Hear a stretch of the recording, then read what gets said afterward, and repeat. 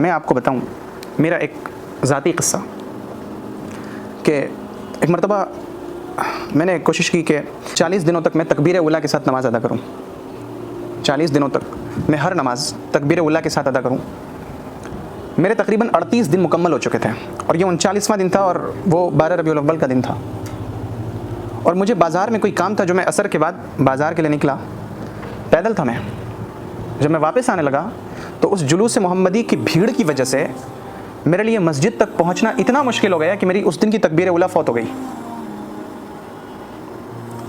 اور وہ بھیڑ مردوں کی بھیڑ نہیں تھی معاذ اللہ, وہ بھیڑ خواتین کی بھیڑ تھی, جس کی وجہ سے میرے لیے بہت ناممکن تھا کہ میں اس بھیڑ کو چیر کے کیسے آگے نکل جاؤں. یہ میرے لیے ناممکن ہو چکا تھا. اور وہ جو میں نے 38 دن سے ایک تکبیر اولیٰ کا اہتمام کیا تھا وہ تسلسل ٹوٹ گیا. پھر سے مجھے نئے سرے سے شروع کرنا پڑا کہ 40 دنوں تک تکبیر اولیٰ کے ساتھ نماز پڑھیں. تو یہ جتنے لوگ جلوس میں نکلے ہیں آپ ان کو ایک ایک کر کے جمع کریں اور پوچھیں کہ آپ میں سے کس نے آج فجر کی نماز ادا کی اور پھر جلوس میں آئے. آپ پوچھیں گے نا 90% لوگ, میں تو بہت احتیاط کے ساتھ کہہ رہا ہوں کہ 90% لوگ ایسے ہوں گے جو بولیں گے کہ نہیں فجر کی نماز نہیں پڑھ سکیں. اور اس میں سے ایک باضابطہ ایک بڑی تعداد ہوگی جو کہیں گے کہ فجر کی نماز تو پڑھیں لیکن جماعت سے نہیں پڑھیں. کچھ ہی لوگ ایسے ہوں گے جنہوں نے فجر کی نماز ادا کی ہوگی جماعت سے.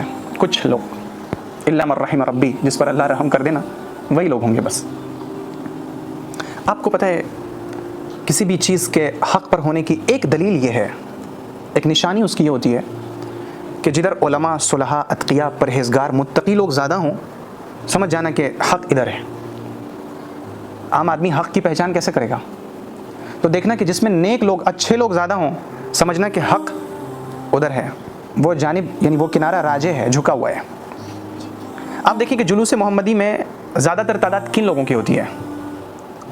آپ دیکھ لیجئے, باہر نکل کے خود اندازہ لگا لیجئے. اور پھر کمال تو یہ ہے کہ اس 12 ربیع الاول کے موقع پہ بازار کے اندر ایسی سب چیزیں بک رہی ہیں معاذ اللہ معاذ اللہ. یعنی حضور اکرم صلی اللہ علیہ وسلم کے نالین کا جو نقش ہے, حضور اکرم صلی اللہ علیہ وسلم کے جوتے مبارکہ کا جو نقش ہے اس نقش کا ایئر رنگ بنا کے بیچا جا رہا ہے. ہار بنائے ہوئے ہیں اور اس کے اندر نالین پاک کا نقش ہے. یہ آپ دیں گے اپنی خواتین کو پہننے کے لیے اور پھر جب یہ بوسیدہ ہو جائے گا تو اسے اٹھا کے پھینک دیں گے. آپ سمجھ رہے ہیں کتنی بڑی نحوست والی چیز ہو رہی ہے یہ.